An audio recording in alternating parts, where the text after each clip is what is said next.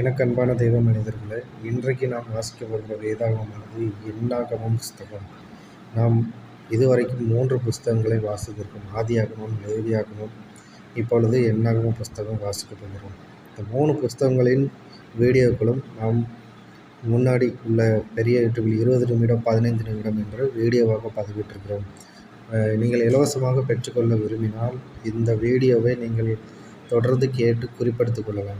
இல்லை எனக்கு புக்காக வேணும் அப்படின்னு கேட்டிங்கன்னா வாட்ஸ்அப் மூலிமா நீங்கள் பேஜுகளாக உங்களுக்கு கொடுக்கப்படும். ஒரு புத்தகத்தின் விலை 300 ரூபாய். உங்களுக்கு பேஜ் கணக்காக வரும்போது இப்போ யாத்திராகமம் 18 புக்காக வரும்.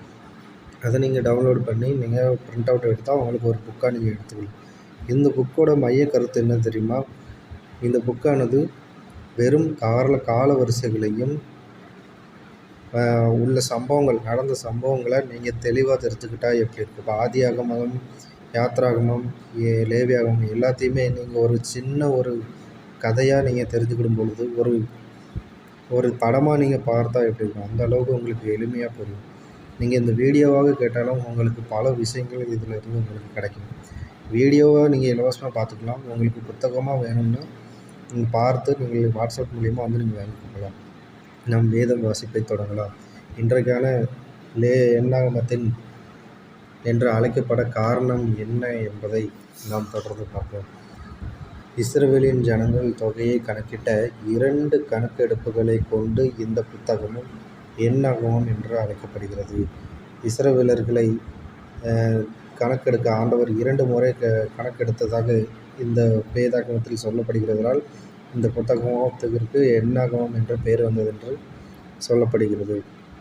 சீனாய் மலை அருகே எடுக்கப்பட்ட 1வது கணக்கெடுப்பு வாக்களிக்கப்பட்ட நிலப்பரப்புக்குள் பிரவேசிக்க இஸ்ரவேலர் பயணம் செய்ய ஆயத்தப்பட்ட வேளையில் மோசே எல்லா கோத்திரத்தாரின் தொகையையும் கணக்கெடுத்தான். யுத்தம் செய்த தக்கவர்கள் எத்தனை பேர் என்பதை அறிவதே இந்த கணக்கெடுப்பின் பிரதான நோக்கமாயிருந்தது. இது என்னாகமம் 1ஆம் அதிகாரத்தில் உள்ளது. மோவாபின் சமவெளியில் எடுக்கப்பட்ட 2வது கணக்கெடுப்பு என்னாகமம் நிறைவு பெறுவதற்கு முன்னதாக வனாந்தரத்தில் வளர்ந்தவர்களின் தொகையை அறிய மோசே இன்னொரு கணக்கெடுப்பதை செய்தான். இது என்னாகமம் 36ஆம் அதிகாரத்தில் உள்ளது. இந்த மக்கள் தொகையின் எண்ணிக்கையை அறியவும், அரசின் நிர்வாகத்திற்காக பொருளாதாரத்திற்கான வளங்களை அறியவும், இராணுவத்திற்கு தகுதியானவர்களை கணக்கிடவும் இந்த என்னாகமம் 1ஆம் அதிகாரம் 2ஆம் வசனம் முதல் 3ஆம் வசனம் முதல் 26ஆம் அதிகாரத்தில் 2ஆம் வசனம் முதல் 4ஆம் வசனம்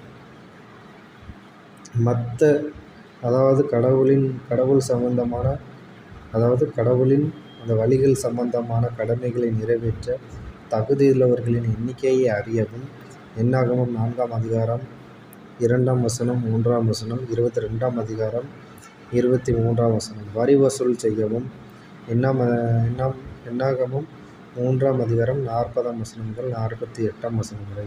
அதாவது உணவு உற்பத்திக்கும் என்னாகமம் 26ஆம் அதிகாரம் 50 முதல் 54ஆம் வசனம் உதவிகரமாயிருக்க மக்கள் தொகை கணக்கெடுப்பு எடுக்கப்பட்டது என்பதை நாம் இந்த என்னாகமம் புஸ்தகத்திலே வாசிக்கிறோம். இதனுடைய ஆக்கியோனும் தகவல்களையும் பொறுத்து பார்ப்போம். இந்த தோரா புஸ்தகத்தில், அதாவது நான் முன்பே சொல்லியிருந்தேன், இந்த 5 புத்தகத்தின் முதல் 5 ஆகமங்கள், வேதாகமத்தின் 5 ஆகமங்கள் தோரா என்று பழைய ஏற்பாட்டிலே சொல்லப்படுகிறது. இந்த தோராவின் ஐநூல் என்று தமிழிலே நாம் வாசிக்கிறோம். இந்த மோசேயின் 5 புத்தகத்தில் 4வது புத்தகமாக இடம்பெற்றுள்ள இப்புத்தகத்தை எழுதியவர் மோசே என்பது பாரம்பரிய நம்பிக்கை. எழுதப்பட்ட காலம் கிமு 1440 முதல் 1410 வரை. அதிகாரங்கள் 36, வசனங்கள் 1288. இதனுடைய வரலாற்று காலவரிசை எகிப்தை விட்டு யாத்திரை புறப்பட்டு சுமார் 13 மாத காலத்தின் பின்னர் இந்த என்னாகமம் எழுதப்பட்டிருக்கலாம்.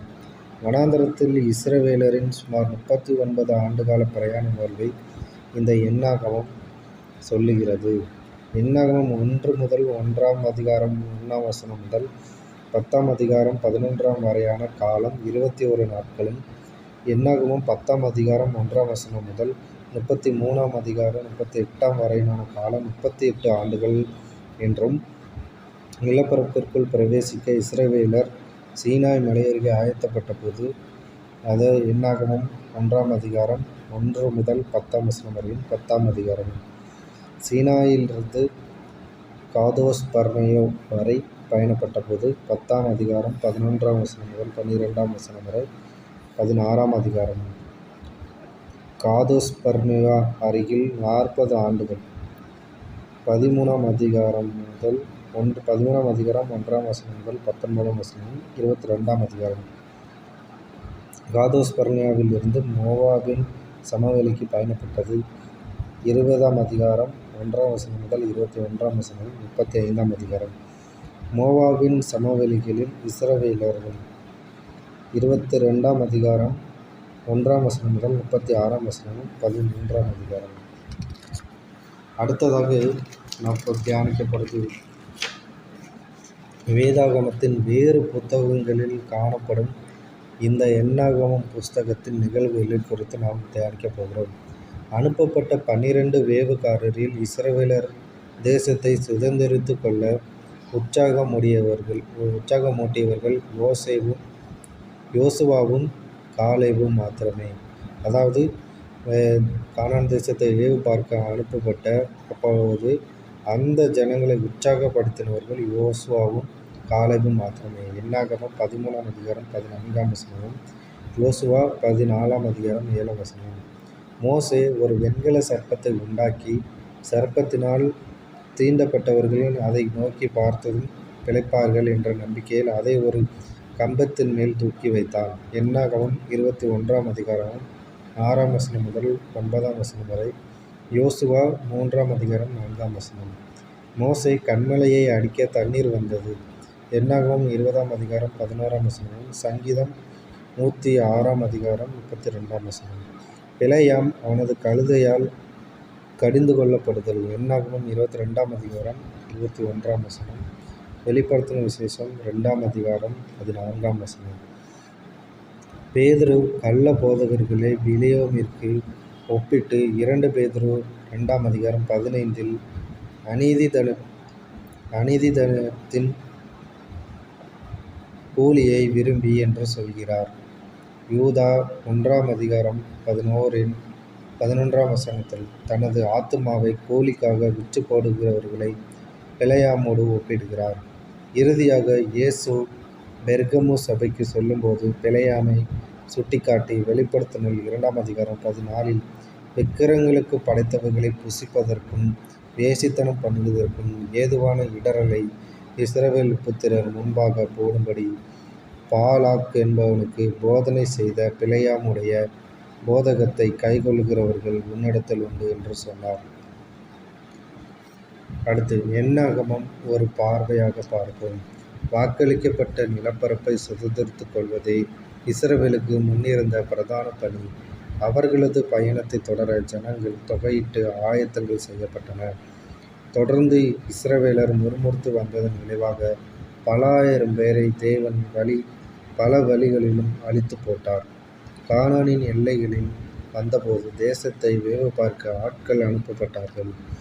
வேவு பார்த்தவர்கள் கானான் தேசத்தின் நிலை குறித்து அளித்த பயமுண்டாக்கிய தகவல்களால் இஸ்ரவேலர் அதை சுதந்திரிக்க மறுத்தார்கள். தேவன் அந்த சந்ததியார் மேல் கோபமாகி புதிய சந்ததி வனாந்தரத்தில் வளர்ந்து நிலத்தை சுதந்திரிக்கும் வரை அவர்கள் வனாந்தரத்தில் மறுபடியும் வரச் செய்தார். இஸ்ரவேலின் புதிய சந்ததியார் மோவாபின் சமவெளியில் யோர்தான் நதியை கடக்க ஆயத்தமாகுதலோடு இந்த புத்தகம் முடிவடைகிறது. முறுமுறுப்புகளும் அதன் விளைவுகளும். இந்த என்னாகமம் புத்தகத்தில் முறையிட்ட 7 சம்பவங்கள் உள்ளன. இவைகளை ஒவ்வொன்றுக்கும் தேவன் நியாயத்தீர்ப்பு செய்தார் என்பதை பார்க்கிறோம். பிலிப்பியர் 2 அதிகாரம் 14 முதல் 16 வரை. நான் வீணாக ஓடினதும் வீணாக பிரயாசப்பட்டதும் இல்லை என்கிற மகிழ்ச்சி கிறிஸ்துவின் நாளில் எனக்கு உண்டாயிருப்பதற்கு ஜீவ வசனத்தை பிடித்துக்கொண்டு உலகத்திலே சுடர்களைப் போல பிரகாசிக்கிற நீங்கள் கோணலும் மாறுபாடுமான சன்னதியின் நடுவிலே குற்றமற்றவர்களும் கபடற்றவர்களும் தேவனுடைய மாசற்ற பிள்ளைகளாய் இருக்கும்படிக்கு எல்லாவற்றையும் முறுமுறுப்பில்லாமலும் தர்கிப்பில் வாழாமலும் செய்யுங்கள் என்று தேவனாகிய ஆண்டவர் இன்று உங்களுக்கு இந்த முறுமுறுத்ததை கோர்த்து ஒரு எச்சரிக்கையும் ஒரு உபதேசத்தையும் ஆண்டவர் கொடுக்கிறார். இந்த முறுமுறுப்பு எண்ணாகமத்தில் நடந்த 7 சம்பவங்களை நாம் நாளைக்கு தொடர்ந்து தியானிக்கப் போகிறோம். இன்றைக்கு இந்த பாடம் இதோடு முடிவடைகிறது. இன்றைக்கு எண்ணாகமத்தின் பகுதி 1 முடிந்தது. நாளை எண்ணாகமத்தின் பகுதி 2இல் உங்களை சந்திப்போம். இந்த புத்தகம் உங்களுக்கு வேண்டும் என்றால் நீங்கள் வாட்ஸ்அப் மூலியமாக நீங்கள் தொடர்பு கொண்டு இந்த புத்தகங்களை பெற்றுக்கொள்ளலாம். இது ஒரு பக்கங்கள் கொண்ட புத்தகமாகும். ஒவ்வொரு பக்கமும் 10-20 பக்கங்கள் இருக்கும். உங்களுக்கு கிடைக்கும் பொழுது குறைவாகவும் கிடைக்கும், கூடவும் கிடைக்கும். அதனால் ஒரு புத்தகத்தின் மேலே நாம் 300 ரூபாய் வைத்து 66 புத்தகங்களை கொடுத்து கொண்டிருக்கிறோம். இந்த புத்தகம் உங்களுக்கு பிரயோஜனமாகவும், நான் வேதாகமத்தை எளிமையாக படிக்க விரும்புகிறேன், எனக்கு புரியும்படியாக, நான் படித்த உடனேயே எனக்கு எல்லாமே புரியும்படியாக இந்த வேதாகமத்தில் ஒரு எளிமையாக எங்களுக்கு வேண்டும் என்றால் நீங்கள் என்னை தொடர்பு கொண்டு இந்த வேதாகமத்தை நீங்கள் பெற்றுக்கொள்ளலாம். 66 புத்தகங்களும் ஒரே நொடியில் கொடுக்கப்படும். மொத்தம் 651 பக்கங்கள் உள்ளடக்கிய ஒரு விளக்கு புஸ்தகம்தான் எங்களுடைய வேதாகமம். நாங்கள் தெளிவாய் கூறுகிறோம், இது வசனத்தின் விளக்கங்கள் அல்ல, வசனம் மொத்த அதிகாரங்களின் விளக்கங்கள் தான் இந்த புஸ்தகம் என்பதை இங்கே நாங்கள் பதிவிட்டு உங்களுக்கு முன்னுரைக்கிறோம். நீங்கள் வேண்டுமென்றால் தொடர்ந்து எங்களுடைய சேனலை இலவசமாக பார்த்து நீங்கள் பெற்றுக்கொண்டு இந்த குறிப்புகளை எடுத்துக்கொள்ளலாம். தேவன் உங்களை ஆசீர்வதிப்பாராக. இதுவரைக்கும் சப்போர்ட் செய்த அனைவருக்கும் நன்றி. இந்த வீடியோவை உங்களுக்கு பிடித்திருந்ததுன்னா லைக் பண்ணுங்கள், ஷேர் பண்ணுங்கள், கமெண்ட் பண்ணுங்கள், சப்ஸ்கிரைப் பண்ணுங்கள்.